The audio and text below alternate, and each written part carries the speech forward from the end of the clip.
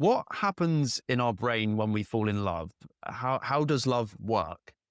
Um, it's not a moment, it's a process. I mean, obviously we have the Hollywood version where it's a momentary blip and, it's a tremendous, we imagine a tremendous surge of dopamine and oxytocin and Mm. all these chemicals. And that is not the case. Love is absolutely, it's a long process.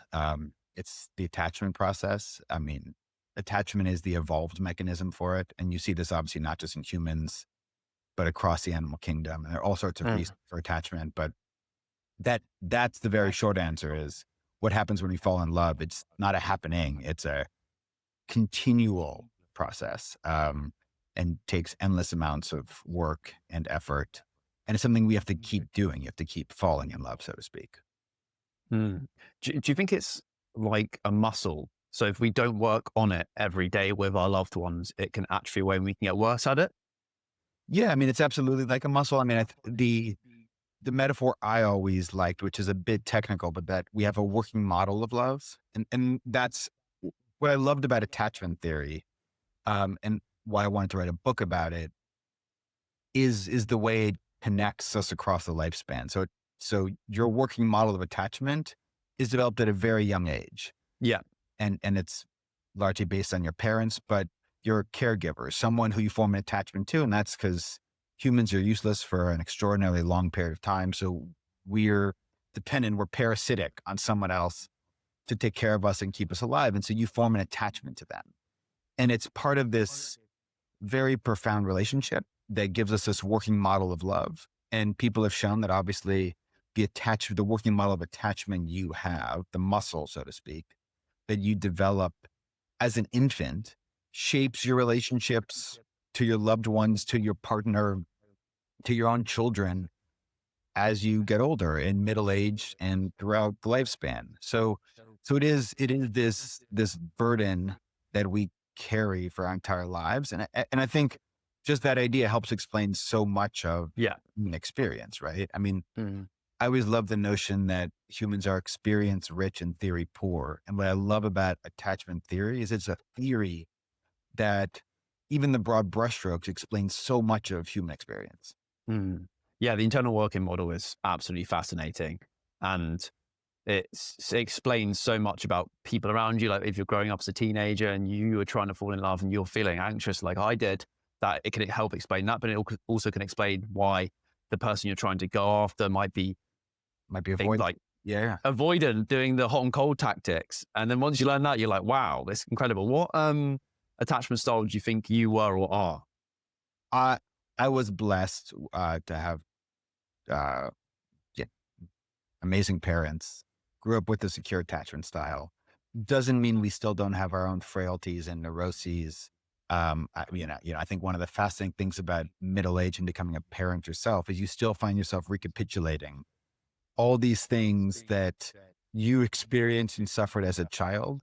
So but that is the human condition. What's that Philip Larkin line about how your parents fuck you up? That is the discovery, the continual discovery of middle age is like learning all the different ways you kind of relive the imagined sins of your parents. I think all we can hope to do is be a little self-aware of this process. And I think that's another thing I love about attachment theory.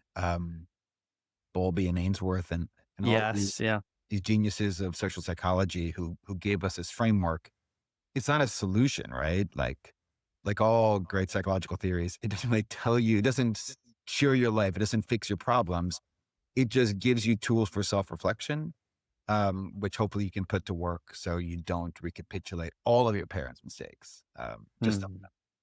Yeah. And is there actually a world where you can be a perfect parent, have a perfect childhood, or is that just too hard a bar? And does the mistakes of our parents just reflect the reality of life in general, and therefore actually can be a benefit because it can prepare us for life? Whereas if we were coddled too much or our childhood was too perfect, then we might not be able to perform as well in the real world when challenges do arise. What do you think about that?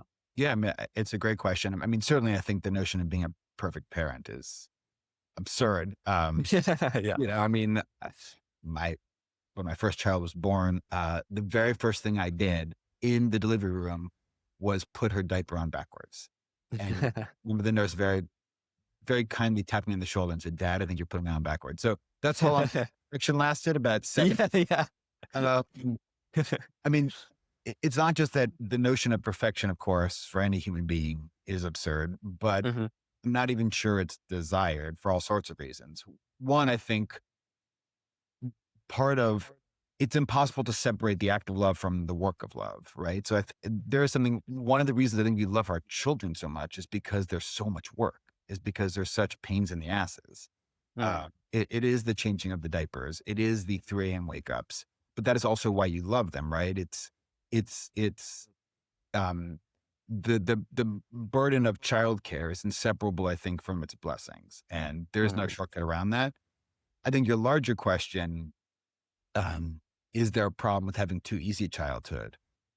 Absolutely. I mean, I love the work of Angela Duckworth on grit. And I think one of the takeaways for me of grit at a high level, regardless of the kind of the empirical details, is just grit is a skill we develop. And if things come very easily to you, the prodigal child who finds school easy, always gets straight A's. I think the downside of that is you do end up in a world where things will be hard, right? The whole point of doing anything good is that it's going to be hard. mm, I love the line about creativity, that the only way to be creative is to systematically underestimate the difficulty of the creative act. Because if you knew how hard it was to write a book or have a podcast or make a movie or be a great photographer, you would have given up a long time ago. It's only because yeah. you underestimate how hard it is that you do it. Um, so if everything comes really easily to you, I think you never build up those muscles, the grit Mm, muscles. You never learn how to be gritty and persevere. I think difficulty becomes a form of feedback telling you, "Oh, I'm not good at this. I shouldn't do this." When in reality, the difficulty is just telling you, keep going. If this is what you love, keep going. But so I do worry about that more generally. If things come easy to us, and we now live in a world in which a lot of stuff is engineered to make it easy, we kind of never learn the necessity of perseverance. Uh, mm. So, I mean, that's kind of a riff on the larger trade-off of ease in general, why it's good to struggle and fail and so forth. Yeah, and it says a lot about our society that we have dedicated rooms that have plates of metal in for people to lift because day-to-day lives don't actually, enable us to do that unless you're working a labor job, which fewer and fewer people are working in every single decade. So Yeah. it goes to show that grit is still needed. Doing hard things is still needed. It's the same as I'm going to use the sauna as an example. I always use it. But you're just sitting in a room that very, very hot and you're just trying to see how long you can last in there. And I tend to do both of those things, going to the gym and going to the sauna Yeah. every single day. And you get such a boost of endorphins, these almost endogenous opiates almost in a way, when you get rewarded so much. What do you know the reasons behind that? Why when we do these hard things, we actually get rewarded? Do you know the evolutionary reasons or potential reasons for that? Well, I mean, I'm sure there are endless theories. I personally have not investigated that in detail, but I think we're wired to do hard things because life is hard. Uh, Mm, I think it's as simple as that. And so life needs some way to give us, to mix in the pleasure with the pain. yeah. Um, I mean, I would say, just reflecting on the phenomenology of my own experience, lifting metal this and kind of sweating profusely on a bike going nowhere, um, is it's not so much the pleasure, it's the release from anxiety. To me, it's like, Mm, it is, as someone who sits in a chair all day staring at screens, it's like the release from that, just the pleasure of being back in my body. Uh, yes. and that to me is like, it's also bound up with the information age and staring at words. And it's something so primal about just like sweating from every pore in your body. that I get from running and biking nowhere and lifting meaningless weights. Well, it's meaningless, and then you look 6 months later, and you've been doing that meaningless thing, and then you've actually transformed your body, and therefore got more confident and start to enjoy it even more. So it's a positive feedback loop, isn't it? For sure, absolutely. And I do think, I mean, the psychological crossover, which I think about more in terms of running, is this notion of I've always been interested in kind of what actually stops us when you're running really hard. I think every runner has this experience, and any athlete has this experience where you feel your body literally failing. So I used to run the 400 and the 800 meters, and it's the last straightaway where you feel like you literally can't lift your legs. And the explanation was always lactic acid. It's lactic acid buildup in your muscles. Your muscles are literally failing, and that's why you can't do it. And that turns out to not be the explanation at all. Like the lactate thresholds are kind of so far removed. Our muscles are really sturdy mechanisms. What's actually happening is your brain, the central governor in your brain is what it's often called. That's not the technical neurological term. That's just what these exercise physiologists refer to it as. It's shutting down your body because it wants to preserve you. So it doesn't want you to die running this race. So it's telling your body to actually fail. And I think the notion of being able, so what great runners do is it's not, yes, they're peak physical specimens, and yes, their hearts are built differently, and yes, their muscle fibers are built differently. But at a more fundamental level, what they're able to do is ignore their central governor, is push harder and say, I'm running a marathon. I'm not going to die. Don't worry. So to kind of increase the threshold at which the central governor starts inhibiting the body.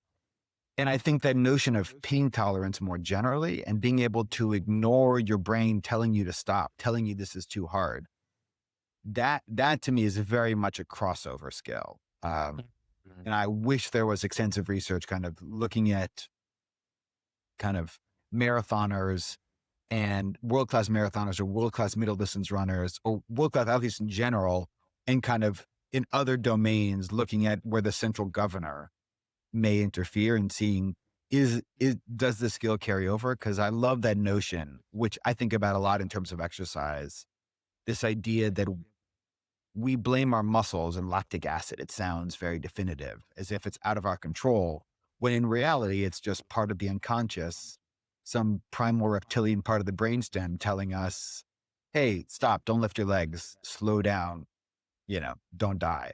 But we're not going to die. Just have to learn to ignore it. Yeah, I think willpower as well is a muscle that you can train. And I did hear Andrew Huberman say something about willpower being in an area of your brain called, I think, the AMCC. And if it's bigger, then you have a higher tolerance to what you're talking about. And it's so interesting. And I didn't know that about the lactic acid. That's incredible. And I did the 800, 1,500. So Yeah. I did not realize that. Right? Yeah. Yeah. I mean, if you start reading about lactic acid, you realize it is not the limiting factor. I mean, it does become at the extreme level, but we obviously evolved to run away from dangerous predators, and our muscles don't give out that easily. Yeah. And like you said about applying it to other fields of life, it does show that our brain is often the limiting factor to the goals and our success and the things we want to do. We all have these limiting beliefs, like, again, that we might have got from our parents unconsciously from childhood. Yeah. And how would you overcome those limiting beliefs, whether it's running or whether it's setting a goal that you think is too unrealistic? What are some behaviors or reframes we can try and do to overcome this and succeed? Oh geez. I mean, if I had a good answer to that question, I'd be a more confident. Yeah. I mean, I love the little stuff they can do with world-class athletes to help them push the central governor. It's the placebo effect turns out to be really, it's stuff like Tylenol can kind of numb the body just enough so those somatic signals going to the brain are a little reduced and you can go harder. So they're always looking at the margins to increase their performance by 1 or 2%. And the stuff that works for them is often, not obvious, but it is psychological. I think when I think back on my own experience, it's very much being conscious of the translation from domain to domain. I think we tend to um, we tend to judge ourselves very harshly in specific domains and say, I suck at, think about this with my kids all the time. I suck in math. I can't do math. And then you can say, well, you're really good at juggling a soccer. Um, and that took a lot of work, right? You got good at that, not because you were born good at juggling a soccer ball, but because you practiced endlessly in the backyard. Now, do you think math is different? It's the Hmm. generic, I think, Carol Dweck growth mindset attitude, which is this point such a cliche. It's at this point it's a motivational poster, but I think philosophically it's still very interesting and reminding ourselves that when we judge ourselves very harshly in a specific domain, I'm really bad at this, reminding ourselves, but I'm really good at this domain. And here are the skills and tactics and strategies that work in that domain. Why am I not applying it in this domain where I'm not good? Uh, Mm.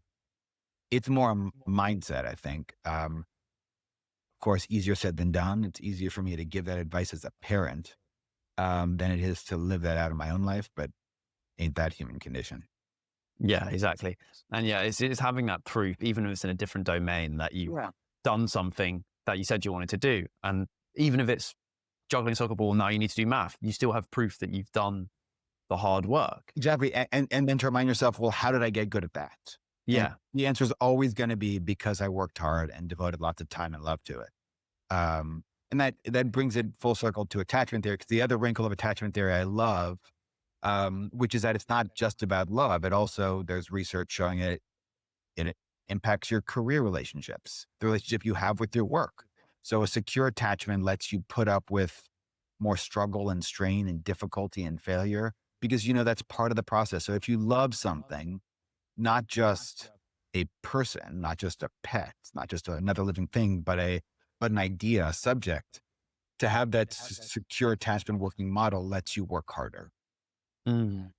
So Definitely. And what are the signs that someone does have a secure attachment? Because I'd say I'd have one, but then I remember when I was 15, I was a bit anxious, but I don't know if it's because I was going for the wrong kind of people. I just was a teenager and wasn't confident. But now I've had a girlfriend for almost 2 years and I feel really secure when I did some personal development. So how does someone know if they're avoidant, insecure, anxious, or secure attachment? What are some signs?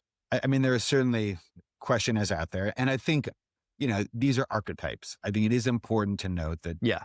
we all have a blend. Anytime you try to divide human nature into discrete categories, we're all going to be a blend of them. Yeah. So it's our primary disposition, our primary orientation. Um, and I think you explained it beautifully. I think if you're able to be in a relationship and you're not constantly worrying about, does this other person love me? If you don't find yourself pushing them away, um, then you're in a secure relationship. You are securely attached. And I think the test is always time, right? Mm. I think the very definition of attachment is it's a process that is revealed over time. It's not an epiphany. It's not the act of, falling in love as a metaphor. I don't like at all because the act of falling is a singular thing. It's gravity. It's out of our control. Um, and it gets back to that. It's not a moment. It's a process. So I think the test of secure attachment, of course, there are questionnaires on that and you can think about your own childhood and reflect. And I think they're great tools for reflection, but I think the real test is, are you able to have a successful relationship? Are you able to have a number of successful relationships? Um, is that the primary feeling you have about your relationships, that your partner gives you comfort, that when you're stressed, when you're going through something difficult, are you able to make yourself vulnerable and turn towards them and get comfort from them? Those are all the hallmarks of a secure attachment. Mm. And how would you find a secure attachment in a partner? I mean, when I first met my girlfriend, before we went on a date, the main question I wanted to ask, I didn't ask it straight away, obviously, but I wanted to ask her, like, what was your childhood like? What was your relationship with your parents like? Because I'd learned attachment theory. What Oh, is that a good question? What are some other questions? Wait, hold that thought. I'm genuinely so grateful that you've stuck around with us to listen to these fascinating insights from the guest so far. If this episode has given you one piece of knowledge which has helped you understand yourself and the world a little bit better than before, the absolute best way to support us is to pay it forward and hit the share button right now. Don't let this knowledge stay hidden. Please send it to one person who will benefit from this episode. Thank you so much. Let's dive back into the rest of the episode. Sure. I think that's a great question. But like I said, I mean, the test is time. I mean, I think someone can give superficial answers. And then Yes, that's true. Yeah. you know, to me, the first test is when something difficult is happening to them or to yourself. Are you able to turn towards them? Are they able to comfort you? Are they able to sit with you in that time of difficulty? So it's this notion that love is revealed not in the cinematic first kiss, but love is revealed during that first really difficult moment of the relationship. And I think, that is why time is the test, because life is difficult and you will have difficult moments. And that's why we invented love, to get us through those moments. Do you think that's the evolutionary reason Well, I of mean, love? yeah, probably at the most brute, primitive level, love was invented because we have to care for these useless babies for long periods of time. And they are lumps of need for like years. And then you got to pay for college. So, I mean, that is probably why love was invented, to care for offspring, and because you need to form monogamous pair bonds, because there's so much work it takes two human beings to care for these lumps of need. So I mean, if we're being very utilitarian, that's probably why love was invented. But we've since turned it into this capability that lets us do all sorts of difficult things. But at a fundamental level, I think love was invented not to make us happy, not to give us that, dopaminergic surge, but to help us get through difficult things, to help us get through the hardest parts of life. And this might be bro science, but I've heard that loneliness can be as bad for you as smoking and a lot of other negative things. Oh yeah. Yeah. I Is think the dangers of loneliness at this point are very well established. I mean, you can look at the grand longitudinal study. So that's the famous study. George Vaillant is probably best associated with it, which followed 200 plus graduates of Harvard University post World War II. And long story short, it found that markers of attachment were the best predictors of longevity and meaning in life and fulfillment, that they far outweighed. And I talk about this in a book about love, but he is the great source for this. His books are fantastic. It's one of the best longitudinal studies that are out there. And that's why a book about love really did try to focus on longitudinal studies, because, the test is time. The impact of love, the benefits of love accrue over time. So the typical scientific experiment, which takes place on an afternoon in a sterile lab, that's not really going to teach us much about love. You really have to track people for decades. And that's where you see the true impact of attachment. Yeah.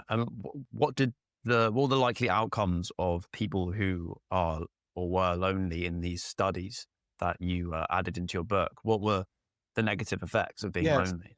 I mean, so in the grant study, and I'd have to look back at the exact numbers, but if I remember correctly, loneliness was one of the biggest markers of a short lifespan.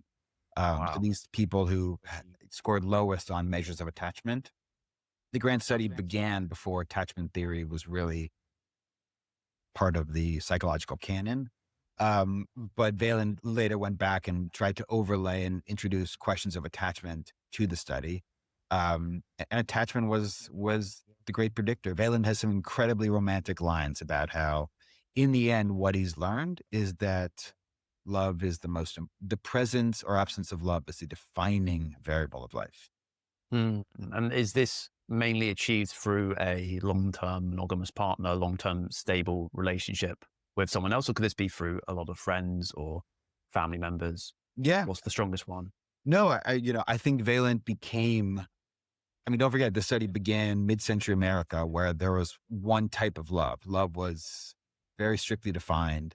It was a monogamous pair bond between a man and a woman. I think Vaillant definitely grew more expansive and Catholic in his definition of love, that you had men who just had lots of friends, men who had lots of different relationships, but found love in each of them. It was, and that's why I think his line became less about a definitive kind of love, like a 50-year long marriage, and more just the presence or absence of love. Uh, and I think there are people who can find that love in a passion, in painting, in an art, in photography, in writing, in a scientific pursuit. So I think, you know, love is just you know, it is falling for something. Um, Mm, Typically is another living, breathing human being, but I don't think it has to be defined just to that. mm. And how do you know if you're actually lonely? Do you know any of the signs or feelings that you can get? Is it always as obvious as people may realize, especially in the age of, cell phones and screens? How to know if we're lonely? It's a great question. I'm sure there are endless scientific questionnaires that let us score ourselves on indices of loneliness. I think to me, it really is, to go back to the Valen quote, it's the absence of love. So to me, it's not like not having friends. I think that's obviously you're going to be lonely, but more specifically, it's like, do you not have something you love where when life gets shitty, when life is hard, when you need to be vulnerable, when you need someone to comfort you or something to comfort you, you've got some place to turn. And, to me, the most existential level, you're lonely if the answer to that is no. Mm, yeah. Yeah. And what actually inspired you to write a book about love? What was the main inspiration? Oh, I mean, there were many. It was a difficult time in my own life where I was going through something very hard and I wanted to think about what was sustaining me, what held me together. And that's what led me to attachment theory. More broadly, I think attachment theory, it's certainly been celebrated and, I think has entered kind of the mainstream conversation, but it is one of those theories that, as I said earlier, explains so much of our experience. I wanted to give people the tools to kind of make sense of their own experience because relationships, they're so full of particulars and moments and granular details that we often, it's very hard to track ourselves against the overall picture. And in the same way, you know, talk therapy can be so valuable because it gives us narratives to kind of make sense of it all. I think Mm, attachment theory is one of those narratives. Helps you connect, which was the uh, the great goal of Freudian theory was to connect your childhood experience to your adult experience, to connect us across a lifespan and reveal the coherence of the self. I think attachment theory is a more scientific framework for doing that. yeah. And can we touch on the dark moments, Yeah. the hard moments? What happened and how did you come through it? Can you run me through if you're comfortable? Yeah, yeah. Um, I mean, I was doing very well as a writer. Had a best-selling book on creativity. And in that book, I made a very bad mistake. It's the great journalistic sin. I fabricated a quote, and I just fabricated a quote from Bob Dylan, one of my personal heroes. And, the origins of the mistake, I think at this point have been well established. I was racing to finish it. I put in a placeholder quote. Dylan had said something similar, but I never fixed the quote. Um, Never went back to check. And that was symptomatic of kind of the larger process of how I tried to write that book, which was not full time while doing 10 other things, and wasn't careful, didn't fact check it, wasn't meticulous about getting everything right. And so I got a lot of stuff wrong. I think the Dylan quote was you know, by far the biggest error and was ashamed for it. Lost my job as a staff writer because of that. Um, the original version of the book was taken off the shelves. We've since released corrected versions in many countries. Um, but yeah, so for me, it was obviously the shame of it all. the public shame, kind of to have a big failure like that in public. But even more than that, trying to grapple with my own private feelings. Like, how did I let this happen? How did I care more about getting this book out there and being famous and being a public intellectual or whatever than about getting the actual quote right? To me, Mm, that is what I had to grapple with. And that took a long time through, and it was very, very difficult. It was very difficult kind of for my family to talk through with my wife, like how I ended up making these kinds of mistakes. Um, and you know, that is what led me to think about, well, what is sustaining me here? All the stuff I thought I cared so much about, the the fame, being on social media, you name it, that all went away. And so what did I still want? What still gave me meaning? Um, mm, and it kind of strips you bare. yeah. Yeah. And when you were exposed for it and, you came out with the apology and I saw something on CNN, like it was really big. What was it like dealing with the online criticism? Did you get criticism in person as well? Was it as extreme as you expected it to be? Um, I mean, the online criticism, to be honest, wasn't the worst part of it. Not even close. I mean, there's this notion of no matter what you say about me online, I'm thinking something worse about myself right now. So it's Yeah, yeah. not that But bad. Like I thought something worse about myself in the last 5 minutes. Um, so at a certain point, it does become noise. I think the harder part was getting over kind of the negative self-talk mm, to not think of yourself as such a piece of shit. Uh, mm, and and and that obviously is not something you do by yourself, right? It that I was completely dependent on. And this again is what brought me to the subject of love. You're completely yeah. on the people around you and the people who love you to sit with you um and tell you it's gonna be okay. And um, you know, I, I had to learn as a young man, like how to be vulnerable, how to tell people, here's what I'm feeling. Um, can you try to help me make me, can you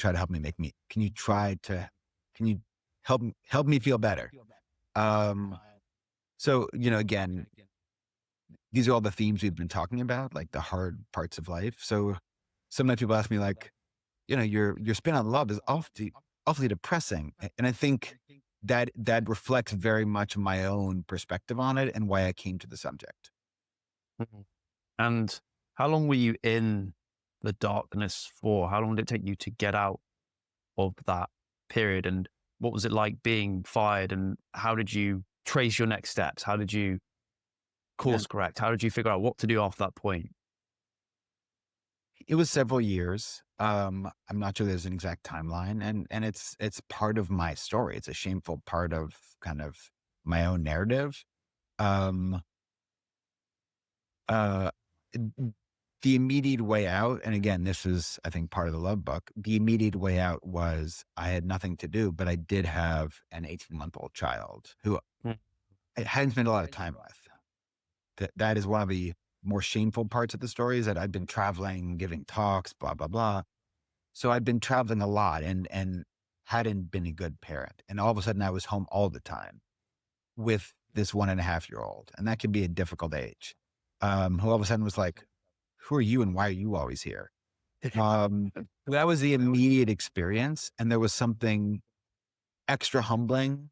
And to me, when you asked about like the online, the public shaming aspect of it, to me, that is very much intercut in a cinematic style with just this baby not wanting me, this toddler not wanting me around. Like, she would fight like, she didn't want me to change her diaper. She wanted her mom to change the diaper. She didn't want mm, her walk with me. She wanted her mom to push her stroller. Like, you name it. I was always second best for all the obvious reasons. Um, so most days that was a lot harder. yeah. Being rebuked by my own child was much harder than what someone was saying on Twitter. Yeah. Yeah. And Yeah. I mean, do you think you've been given a second chance in terms of your career aspects? I'm sure your child loves you now. So, You have an excellent relationship. Um, yeah, I mean, second chance. I'm incredibly fortunate that I still get to write books. Um, you know, at that time I was forced to step back and figure out, what do I love about this? There's that word again. What do I love about what I was trying to do? And at the most fundamental level, it was, I love the act of thinking through words. I love taking a big subject, whether it's love, whether it's mystery, whether it's creativity, and forcing myself to think through these big unknowns through, I mean, I sound like an LLM, through figuring out which word goes next. Um, that is what I love to do. I love talking to people who are much smarter than me and asking them dumb questions and learning from them. That is what I love to do. Um, and I'm still able to do that. So is that a second chance? I mean, I'm grateful I still get to do it. I'm so grateful I still get to do it. Mm, And the weird part is, now that I'm just doing that, I'm just getting to write slowly and carefully, um, and at a pace that feels sustainable to me, while still getting to spend lots of time with um, my family. Um, I kind of love it more than ever. And mm, for that, I'm very, very, very grateful. mm. Was it a blessing in disguise then? It seems that you've been able to course correct your life because of what happened. You went to the bottom and then, you reformed your relationship with your daughter and you've been able to write in a new way. Do you think it was a blessing in disguise in the long term? I think that feels a little too trite for me.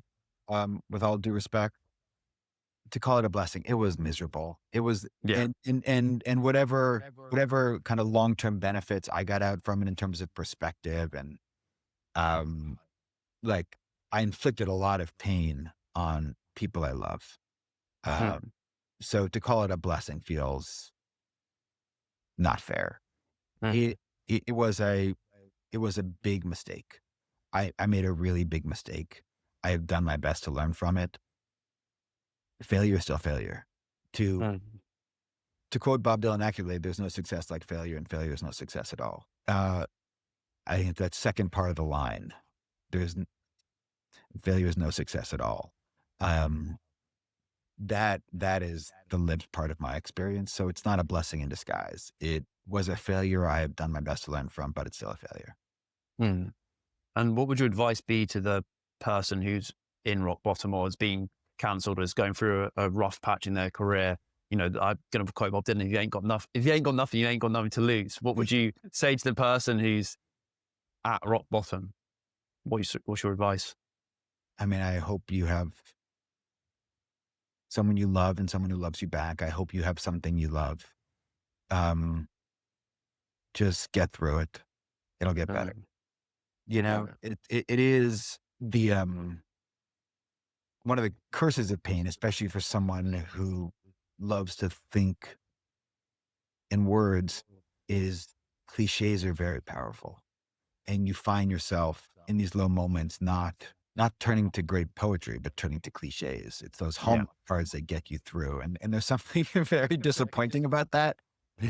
Um, you want to be able to turn to your favorite works of poetry and get meaning from them. But you end up just, it's the mantras. It's Mhm. very short staccato sentences. Um, they're what are sustaining in those darkest moments. Or at least, I don't want to overgeneralize. I'm an N of one. They're what works for me. Mm. Yeah. And can you explain, and this is really stupid, but can you explain this to me? With cliches, right? If they're so cliche, I feel like a lot of the time cliches tend to be things that everyone already knows, but they're not doing them, and that's why they're repeated so much. So surely they're not cliches if no one's doing them. It's almost like a paradox. No, no, it's a great point. I mean, I think they're aspirations, right? Mm. They're maxims. They're things which we know to be true, which we can never quite accomplish. So they are. what makes them cliches is their perpetual aspirations. Their impossibility is what makes them so meaningful. Mm. And this reflects a bit onto human nature, really. Do you think everybody, we're going back to what we were saying about perfection, you know, yes, you made a mistake, but everybody makes mistakes. And isn't that a fundamental part of human nature? Shouldn't we embrace these mistakes and embrace failure? Do you think we have this dark side to us, or this just incompetent side to us that most people try and hide? Yeah, I mean, to to go back to cliches, I think we live in in the age of social media, and as a middle-aged person, to say the age of social media kind of like wince and be like, oh my god, I sound like an old person. Um, but we it's more like the age of self-portraiture. We're always putting out self-portraits into the world. What I love about Rembrandt, the reason he is my favorite artist, is his self-portraits. Some are very glamorous, right? He's got his pompadour, he's got his fur coat on, and some it's the artist as an old man. Some it's like painted his nose as it is with a wart on it. It's like um, when we go on Instagram, we're not doing Rembrandt self portraits. We are doing the artist as a young man with a photo filter. Um, so yes, I think it is harder to celebrate our failures because we're always putting the best version of ourselves out there. Um, and there's something very sad about that. I think I, but there still is no shortcut. All right. Like we all make mistakes. To go back to George Vaillant and his work on kind of these Harvard men, as Vaillant loved to point out, these were the most privileged men in the wealthiest country in the history of the universe, right? They were Harvard men graduating post World War II. These are the men you'd expect to have the easiest lives, right? They were all upper middle class, um, some extremely wealthy. And what he found is that no one had an easy life Mhm. and difficulties. That is just the nature of life. So we are all going to fail. We're all going to make mistakes. Some will be more public and shameful than others. That's also the nature of the bell curve and human variation. But we're all going to make mistakes. The question is, I think, how do we deal? And that brings us back to love. Love is what helps you cope. Love is what gives you the meaning to persevere. Um, but the notion that we expect somehow an easy life because that's what people on social media are living out, um, that's a fantasy. Mm, very much so. Very much so. And we're such social creatures. We love to signal our And status. And that's why social media is so powerful, isn't it? And it can create unrealistic standards and expectations. yeah, But I think it can also drive you as well. I think it can also drive you to improve your life because you see at least the good side of what you might be able to achieve, even though you should try and acknowledge there will be still struggle alongside that, right? yeah. But that's the nature of status, right? Jealousy, envy, they are powerful motivational forces. As long as we can somehow contain their corrosive downside. Hmm. And that's what I was going to ask. Actually, I think everyone to some degree has this yin and yang, this darkness in them, this dark energy, whether it's envy, jealousy, hate, spite. That seems to be a fundamental part of human nature.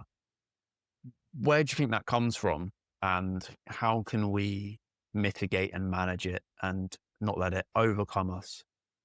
Oh God. I mean, for me, I can only speak to my own experience Yeah. here. It's been very important to not not try to fix it in my unlived life, right? Um, the life if I had gotten that Dylan quote right. Uh, Mm.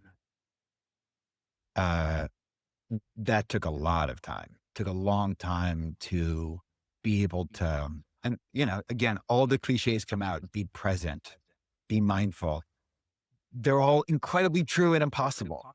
Um, Yeah. but to me, if I had to reduce that down, because that's a very long answer, and the scientific answer, I'm sure, is about kind of social primates and status and alpha males.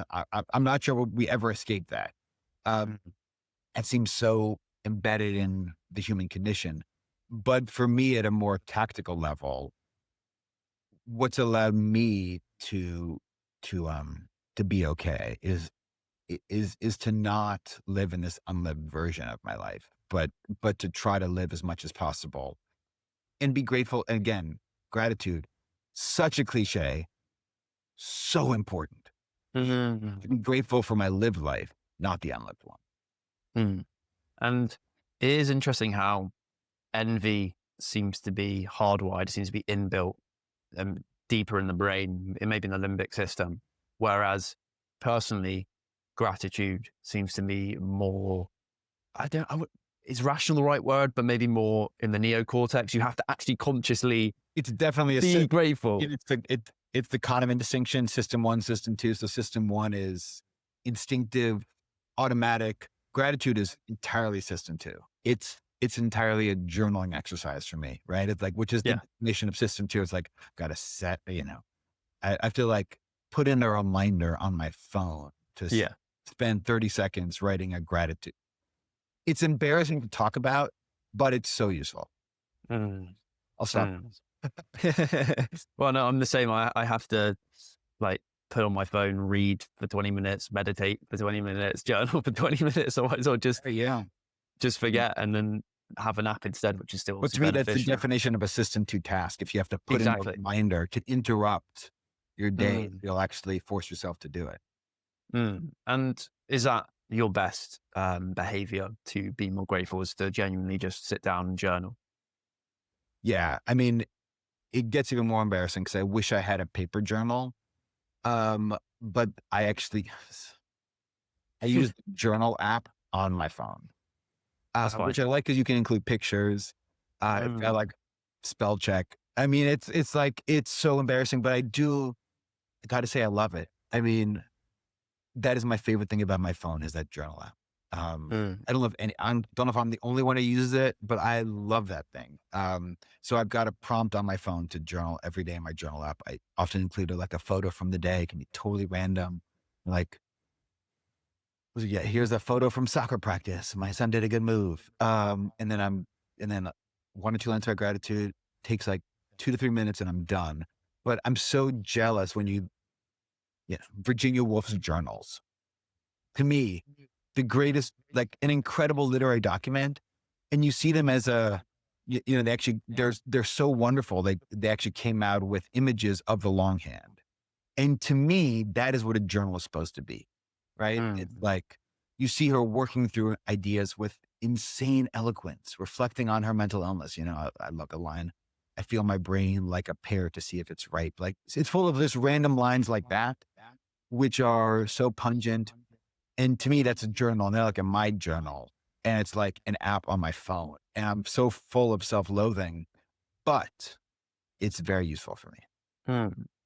Different apparatus, same intended outcome though, right? It's Virginia Woolf's is very Yeah, yeah. romantic. Yours is practical and less, more frictionless. Really, if you struggle to do it, which all of us do, then you want it to be as easy as possible. The fact that you're doing it is better than you not doing it, right? I'd like to think we have similar outcomes. Or, you know, Leveraging Your Wealth, one of my favorites. I don't aspire to the outcome of her life. But I like to think we get similar things from our journals. But, Yes, yes. I also don't want to lie over the differences in quality. Um, Mm, but for me, it's an important practice. definitely. Yeah. And what is it like being a father? What have you discovered about yourself in the process? I mean, uh, it's the ultimate vocation. I mean, it's what I spend 99% of my, kind of waking anxieties. It is, someone running around with your heart is thinking about my children. Um, uh, that is if when I think about my own story of redemption, um, and this is an embarrassing thing to talk about. It's not something, you know, it is very much, that I've tried to be the best father I can be. Um, but they are, of course, and now they're all older, so they're just like incredibly interesting little people. Um, and I mean, without getting too mushy, because no one wants to hear me talk about how much I love children. The one thing I will say is like the one thing I was not expecting at all is how much I've learned from them. Mhm. And I'm not even thinking like emotionally or, you know, kind of deep, deep skills like that. It's just like at a superficial level, they all become interested in specific things. And then the pleasure is learning about what they're interested in. So, I mean, to return to soccer at the top of mind, because we've talked about it a few times, like my son is a passionate soccer fan. I grew up not watching soccer at all. Now we're waking up at 4 a.m. to watch the Prem. Mm. How did this happen? But it's your children introduce you to parts of the world you would never explore on your own. And to me, that is an incredible gift. So that is these particular phase of life I'm in right now. That is what I'm grateful for, is learning about parts of the world I would never have learned about because they're passionate about it. It's really fun. Yeah. And now you've had kids, what do you think about the nature versus nurture? How much of you do you see in them, and how much is that do you think is influenced by the genetics versus the environment, and how do they differ compared to obviously their interests differ, like you just said? Um, I don't I don't think about them in terms of nature versus nurture, that very discrete biological question. I think about it more in terms of meiosis and the random assortment of genes um, in the embryo. Because to me, when you have more than one child, you realize they're all so different. Mm. So to me, it has given me a new appreciation for kind of the way life creates diversity. You can take the same genes and the way they're randomly assorted during meiosis makes three very different human beings. Mm, that's incredible. The other thing I will say about kids is just it is especially in this age where everything is changing so fast. They're very powerful tools for reflecting on how their childhood is different than my childhood, right? Because we're all very myopic about like I grew up this way. Why Yeah. you grow up a different way? We should all grow up. Back in my day. I grew up. Um, and like just one example, one thing I think about a lot in terms of their childhood is the absence of boredom. I mean, I think about Mm. boredom in my pre-smartphone childhood was a defining feature of life. Like you'd spend long stretches of your day, the summer, being bored. Um, Even like you'd be bored watching TV because you didn't control what you were watching. Like Yeah, yeah, yeah. boredom was a consistent theme of life. And to them, boredom is so aversive. They're so incapable of being bored. It's almost like, like we need a power outage for them to understand what boredom might conceivably feel like. But then they still have their iPad, which has charge on it, and they can go to the library on their iPads. It's like Mm. you have to work so hard for them to understand what boredom means. Um, and that would be fine. But then here's, I think, to be a parent is also to have constant anxieties. It's like boredom, of course, is a very useful thing, right? Yeah. Because boredom is aversive. No one likes being bored, but we're bored. Then the brain starts daydreaming. The mind starts to wander. And of course, there's lots of neuroscience on the default mode network and why the default mode network is so important. It connects far reaching parts of the cortex. It's important for the formation of the self. It's important for social intelligence. I mean, we run through a lot of social counterfactuals when we're daydreaming. It's obviously a huge part of creativity. I'm thinking here the work of Jonathan Schooler. So, I mean, here I'm just rambling, but it's like when you're a parent, you think about their childhood versus your childhood, and then you are constantly full of laments for what's wrong with their child, their version of childhood.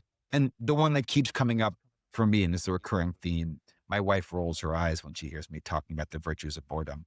But it is, I don't think my children know how to be bored. Mm. Yeah. Yeah. I think I got lucky. I was on literally the tail end. It was like a few years of boredom.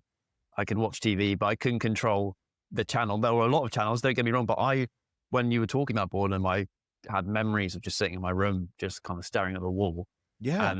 But I can't think of any. recently of being bored, because when I'm sitting out, staring out the window on a train, I don't see it as boredom anymore because I'm so deprived of that behavior. I see it as something really positive and I'm not averse to it, Well, which that's is wonderful. quite interesting. No, I mean, that I think is the dream. I think it's hard for me. I mean, I think about these glorious gadgets we carry around in our pockets, and we're often lamenting that they stole our focus, right? That we can't read Tolstoy because our phone is pinging us. I think what they've actually stolen is our boredom. They've stolen our day. Mm. Um, and I don't think we've really grappled with the consequences of that yet. Could be dangerous. I, th- I think in the grand arc of time, I think we will look back and say human focus is always very limited and very bounded. But what they took away was the ability to be productively bored. Um, and I think we talk about daydreaming a lot in terms of creativity, and that's a well-established part of the literature. But I'm more intrigued.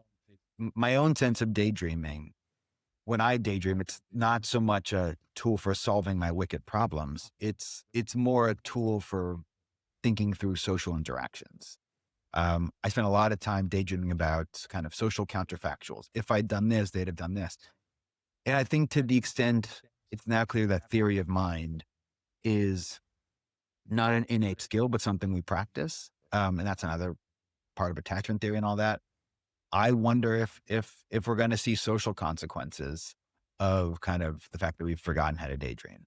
Because Mm. so daydream, when you do ping people when they're daydreaming, it's often kind of social imaginings.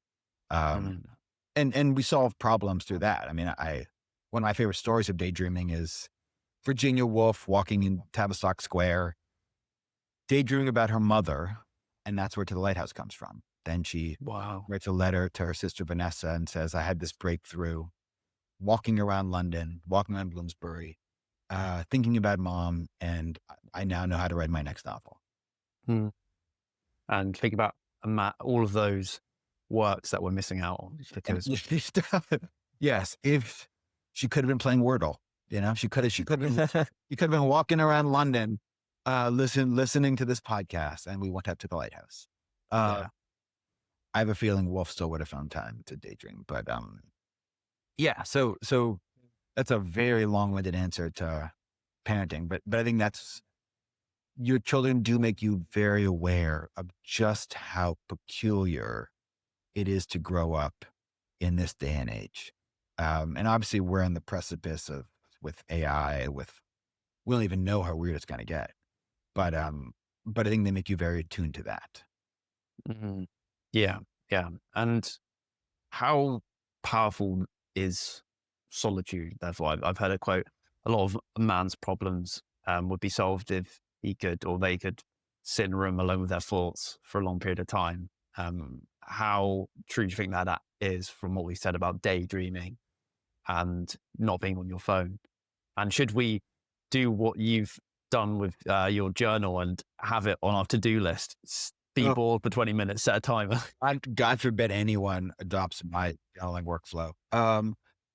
Solitude. I mean, solitude and boredom are both their defining fact is how aversive they are, how painful they are. I mean, I think of that.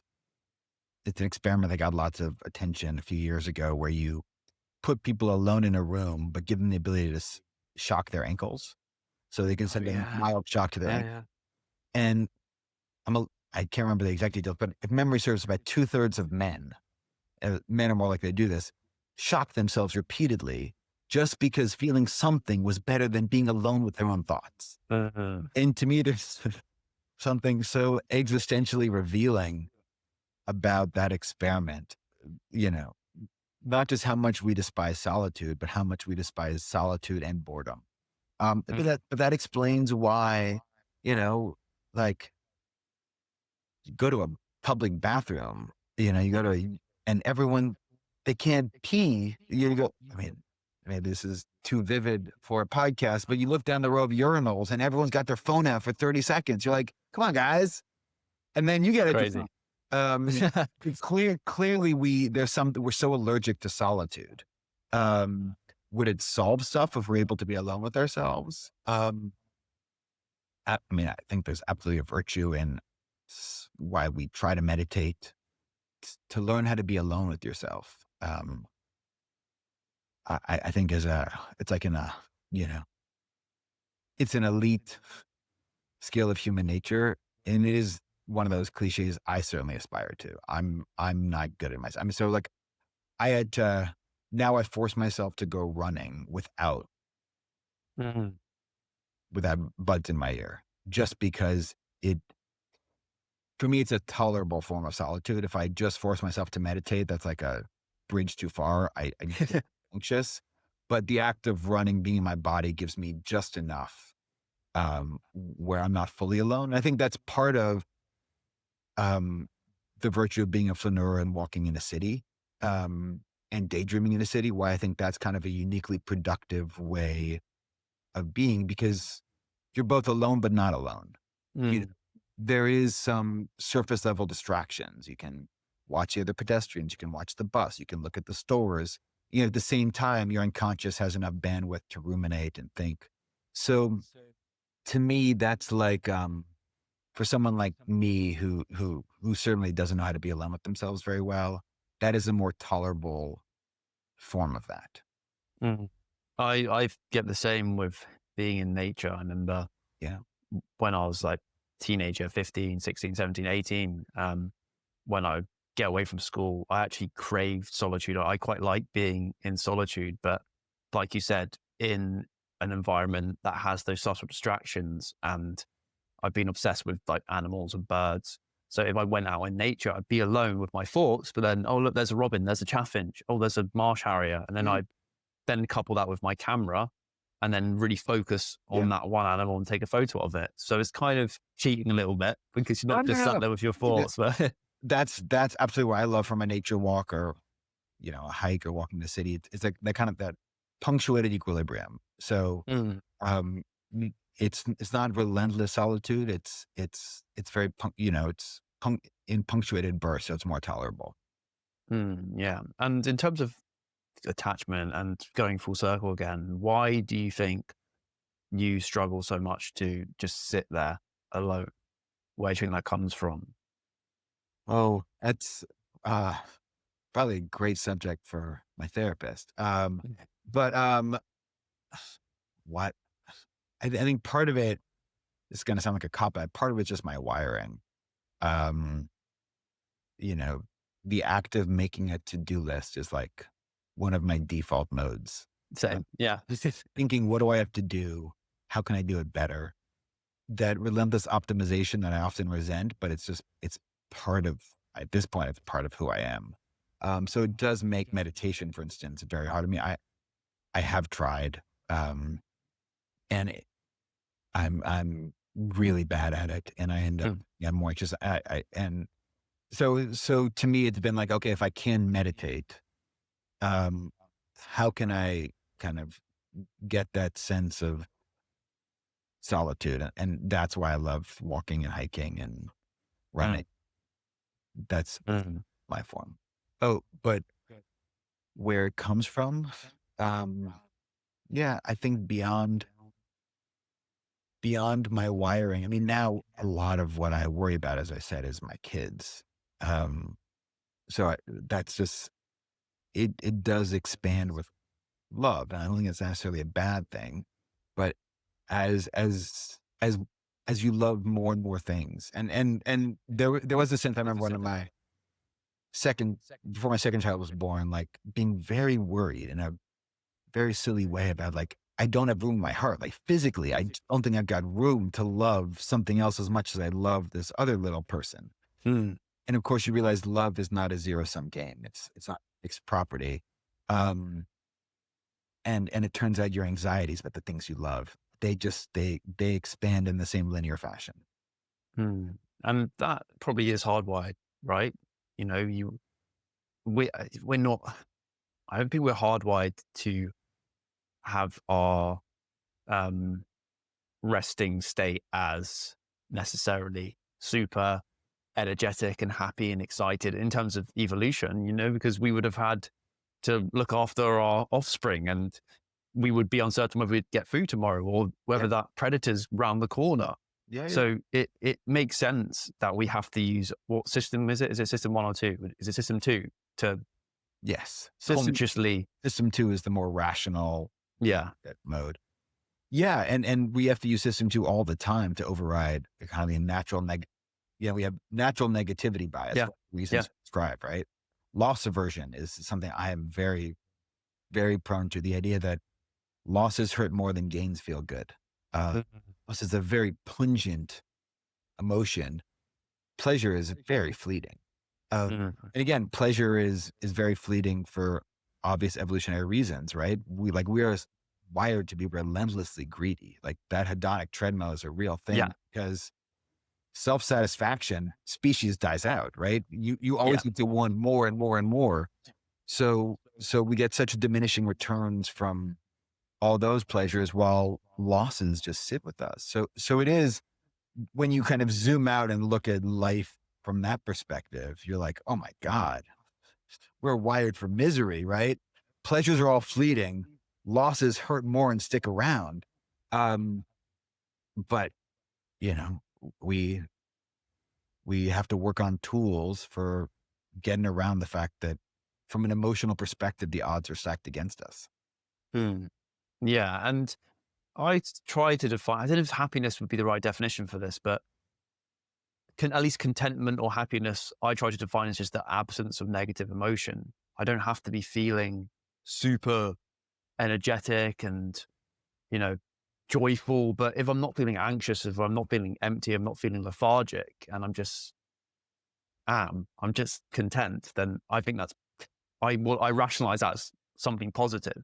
Do you think that's a good thing to do for those? Because I think there's so many self-help and happiness books and Yeah. um, this dream that we should be optimizing for happiness. And I don't necessarily disagree with that. But at the same time, like we were saying, if we're hardwired for this zero-sum negativity bias, is it a bit unrealistic? And do you think we actually make ourselves more miserable trying to optimize for, again, the perfection, the happiness constantly? Yeah. I mean, I think it's a great point. I mean, my approach is generally a little, I tend to discount kind of the moment by moment hedonic ratings, right? I mean, Mm. there is this paradox in the psychological literature of people with kids. If you ask them to give moment by moment readouts of their day, they don't like being with their kids. Childcare sucks, right? I just woke up at 3 a.m. I'm changing diapers. I'm doing long division math homework when I have 5 other things I'd rather be doing.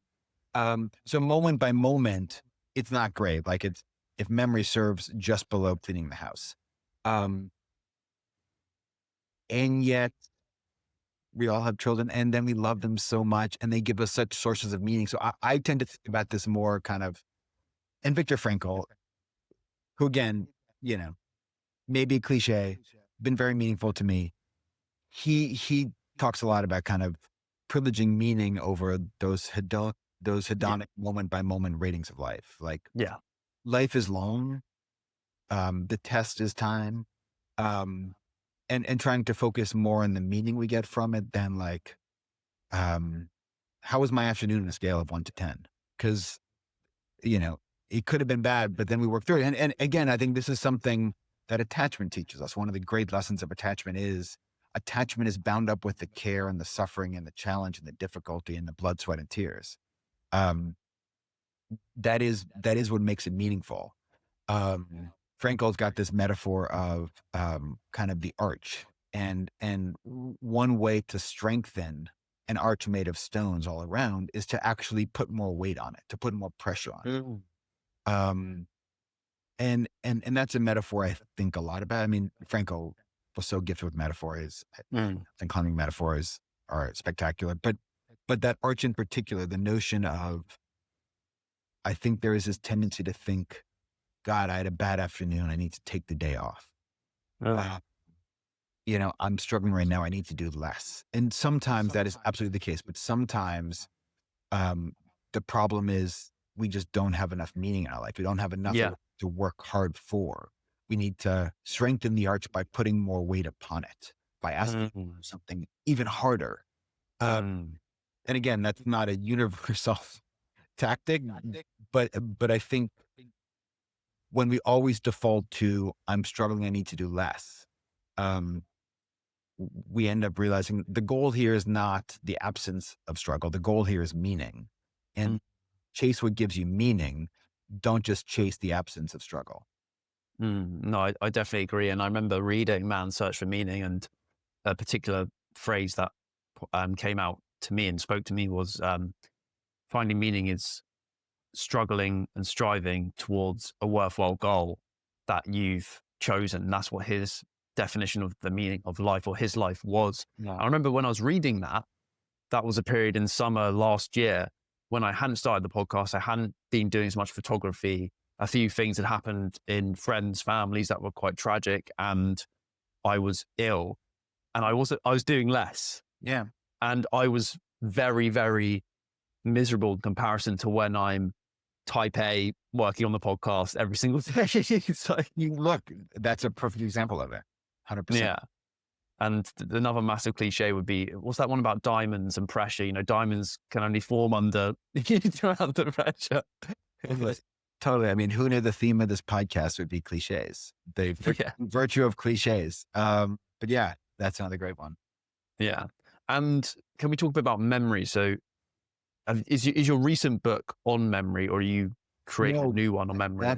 that's a book I'm working on now. My most recent book was about mystery and kind of the strange Mm, pleasures of mystery, where we're drawn to the unknown, which is a very unique human predilection. And I was fascinated by it. Mostly, it kind of began with literature, like this notion, Stephen Greenblatt's notion of Shakespeare. His gift was what Greenblatt calls strategic opacity, the idea that Shakespeare would adapt a plot like Hamlet.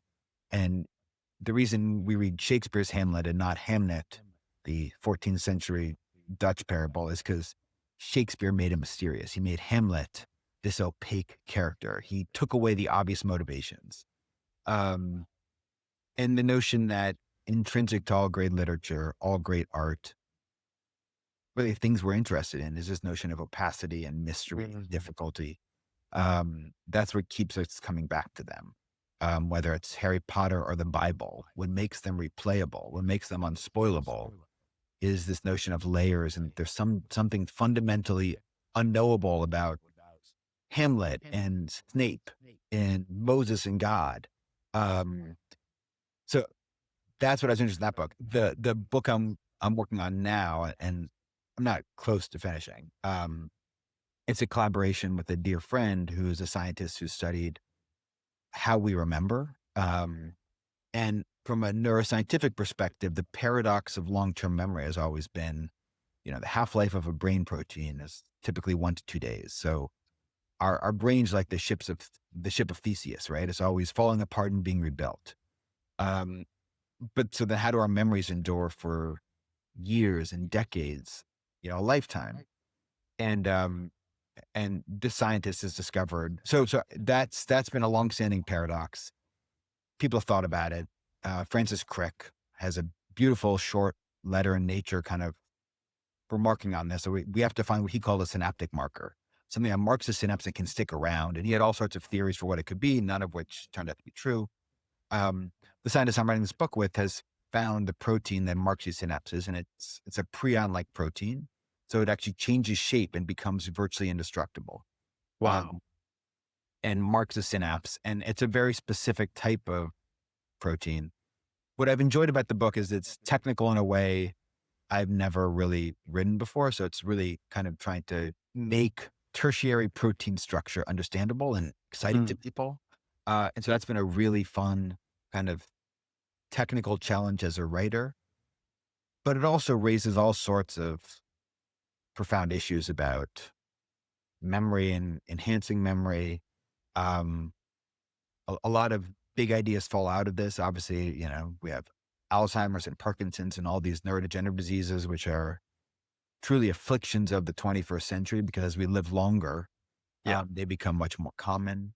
And they seem to be related to proteins changing shape in the brain, which seem to be fundamental for human long-term memory. I think there are some suggestive insights into the human brain may express more of this protein than marks long-term memories. And maybe that helps explain kind of our gifts for language. why we're capable of inventing the information age. So there are a lot of big ideas that fall out of this one protein and its structural implications. So it's been a super fun. It's been like such a blessing to write. I love working on it so much, but uh, it's definitely been the hardest book I've ever written, and will take the longest amount of time. Well, I'm excited to read it, Jonah. And what's the key insight or story or example from the book so far that's really just stuck with you and really helps explain what you're trying to uncover and study?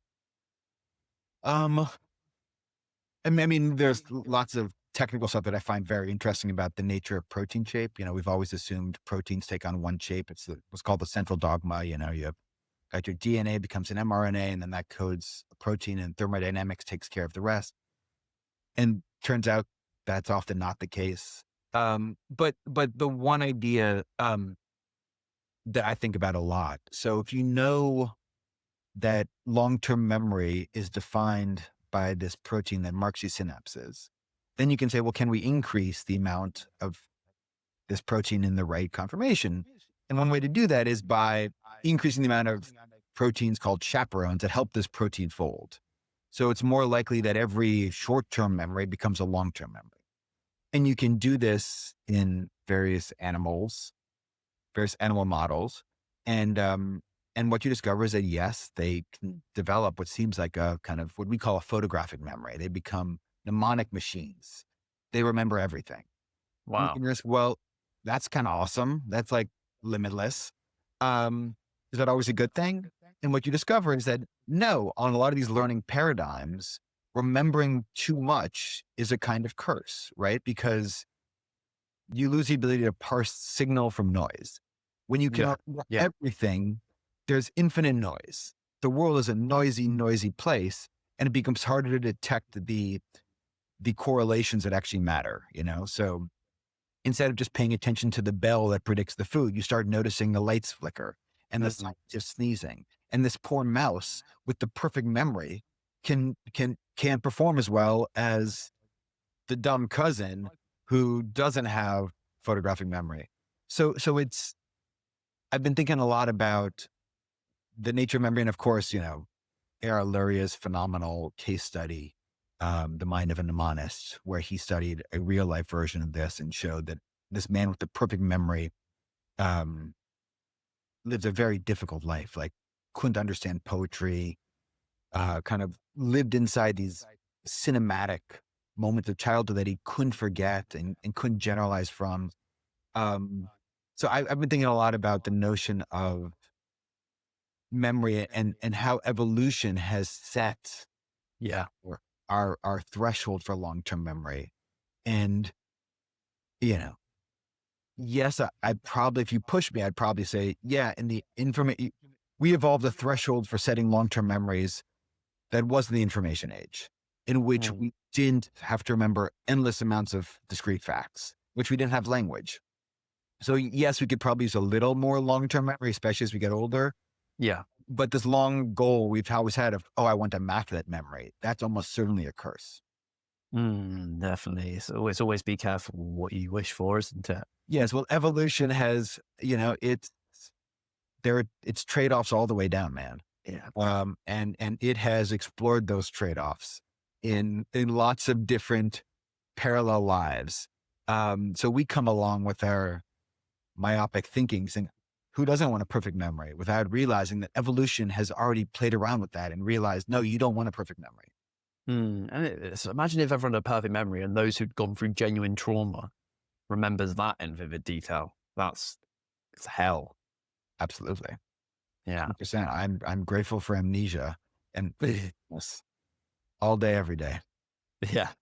And what are some of your favorite mysteries that haven't been solved yet? Oh my goodness. Um, I mean, I feel like Netflix has made documentaries about most of them at this point. I mean, favorite mysteries there's a cop out, but it's got to be consciousness, right? Mm, Probably the mystery of consciousness. How does a trillion neurons plus or minus firing little bursts of electricity create the feeling of this here now? Mm. Um, that is a miracle any way you think about it. And that it's a miracle that's fully intrinsic to every moment of our experience just makes it even cooler. And the fact that even if science was able to solve this miracle and say, actually, it's just, this is a theory they used to have, it's 40 hertz oscillations from your medial prefrontal cortex. That's consciousness. Even if it's able to explain it, it still won't explain anything about our Mm. experience because we don't experience 40 hertz oscillations or, you know, squirts of neurotransmitter being passed back and forth across a membrane. That is the fact that our experience is such an emergent property from this piece of 3 pounds of bloody meat inside our skull. To me, that is the ultimate mystery. And Mm. you know, I don't know how I keep coming back to it. It is a mystery we will never be able to explain, right? Mm. Just because that's that's the bounded nature of our brain. We weren't meant to understand it. Mm. So there's no that we can look in the mirror and never understand the essence of our experience.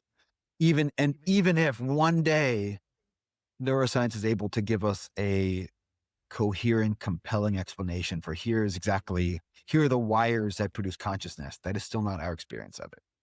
Uh, Mm. to me, that is the most fascinating epistemic gap.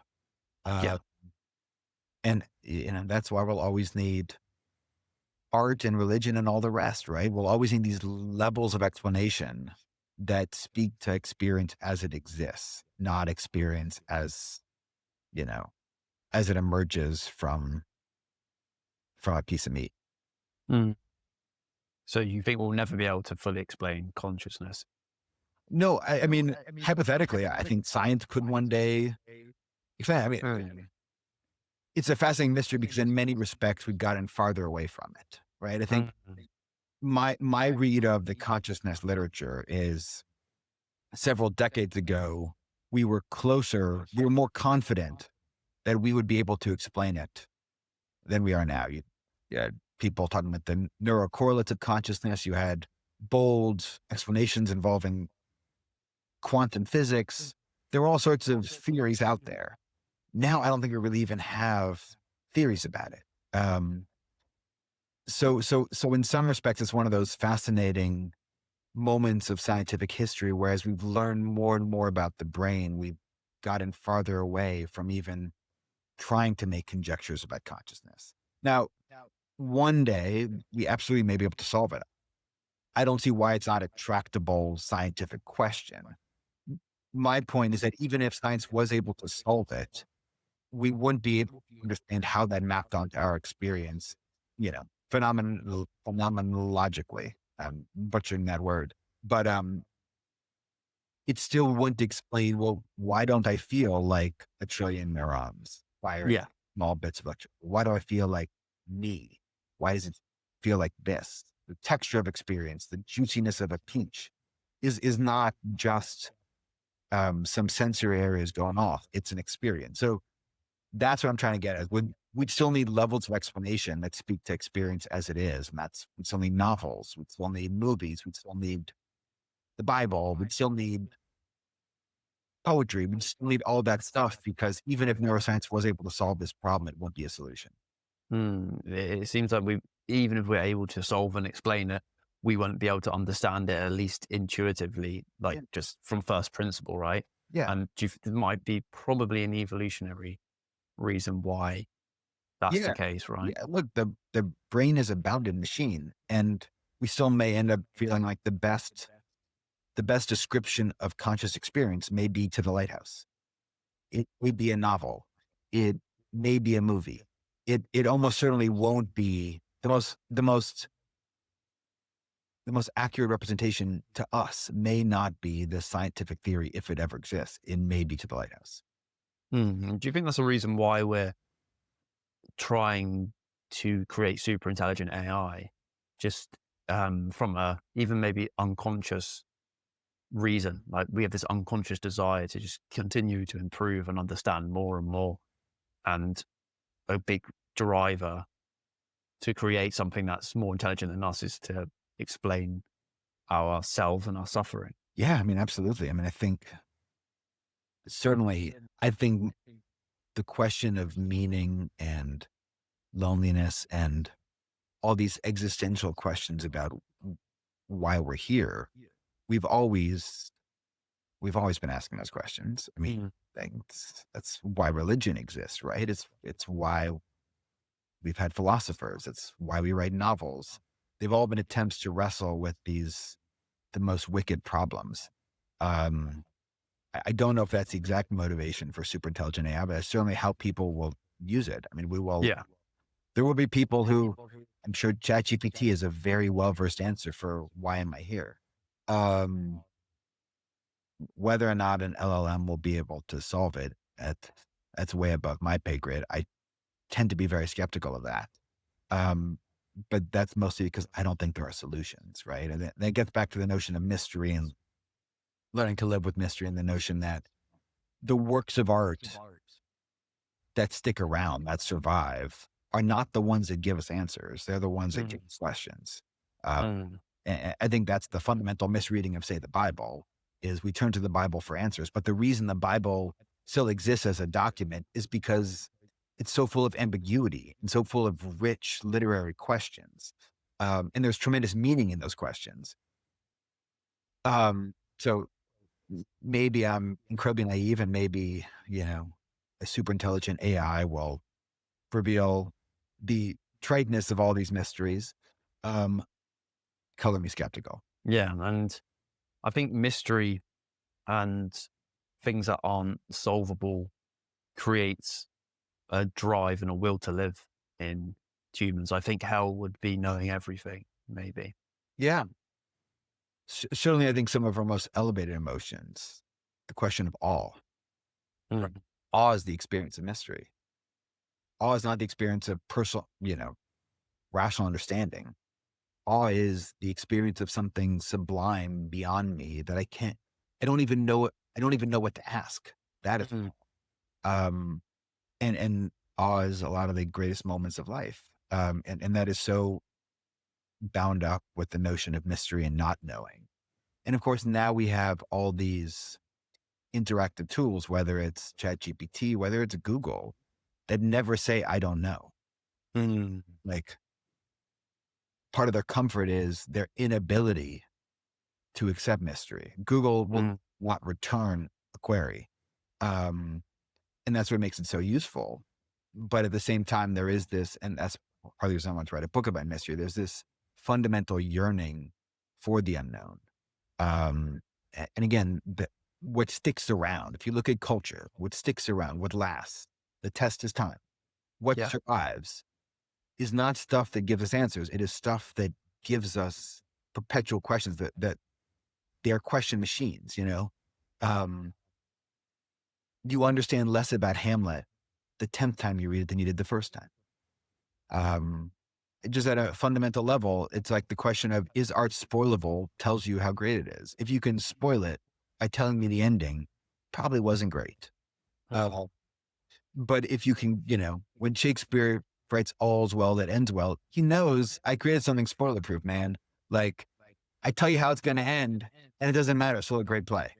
Um, you know, Everyone who saw Hamlet knew it was a tragedy, and it didn't matter because it was Mm. good. It was so full of mystery. So that is what lasts. And I do think, you know, at the most general possible level of culture, I think we've our tolerance for mystery has been reduced because now we live in the age of machines that just give us answers.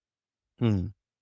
Yeah, it's very true. And if you could give your 20-year-old self one piece of advice, what would it be and why? It's a great question. I I should probably say I'll get back to you on that. But the answer that comes to mind first, and I think is probably the most truthful one, is to tell him to focus on what he loves. Focus on the act of doing it. Love is manual labor, right? Love is Yeah. not the fruits of it. Love is the act of doing it. To focus on doing it and loving the process, um, not the end, but the means. And if you do that, you'll be okay. Mm. Jonah Lehrer, ladies and gentlemen. Jonah, really, really appreciate this. So fun. Thank you so much. That was a Yeah, total pleasure. uh, I I love the vibe of spontaneity, going down different tangents and coming back to things and circling back. And you've helped make that happen in this episode. So I really appreciate it. It doesn't always happen, but when it does, I love it. So thank you so much. And what are you currently working on? Where can people find it? Um, what I'm currently working on is this book about memory, and the peculiar molecular foundations. Know where to find it. Hopefully it's out in the next couple of years, but we'll see. What about your other pieces of work? Where can people go if they want to find that? Well, mystery. That book came out a few years ago. That's where all books are sold. But yeah, and then you can just search my name on Amazon. You'll see my first book, Priest was a Neuroscientist, and How We Decide and Imagine. Um, yeah, I just wanted to thank you for the conversation. I really enjoyed this. Thank you very much. You're welcome. It was a pleasure. And I'd love to have you come back on in the future. Anytime. Awesome. If you've made it this far, you're likely not just a listener, you're ready to be the host. You felt that sense of intimacy and connection with our guest today, and you would like to get the same on your own show and start your own dream show. But you're worried about landing dream guests and all the complications and the mess that is often spoken about when starting your own podcast from scratch. You think starting a podcast requires a huge budget and a whole team, right? That is absolute nonsense. My pro remote podcast blueprint is the ultimate key to skipping the outdated advice and building a high quality, high impact show, even for under $100. It provides the proven strategies and AI templates that I use to this day that you will be able to use to reclaim your time and creative control. And this is a strictly limited opportunity. Don't dilly-dally because there's limited spaces. We've already got one student, Rob, who's joined. That means there's only a couple more spaces to get the Pro Remote Podcast Blueprint course half price.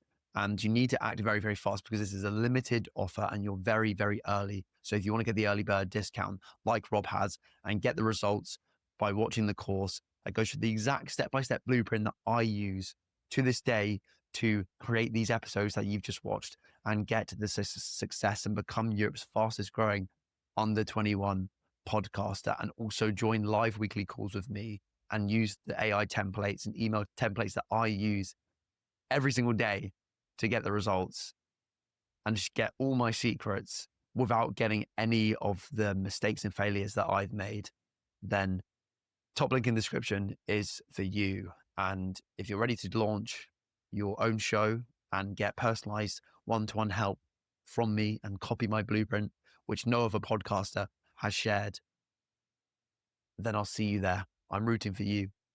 Goodbye. Hope you enjoyed the episode too.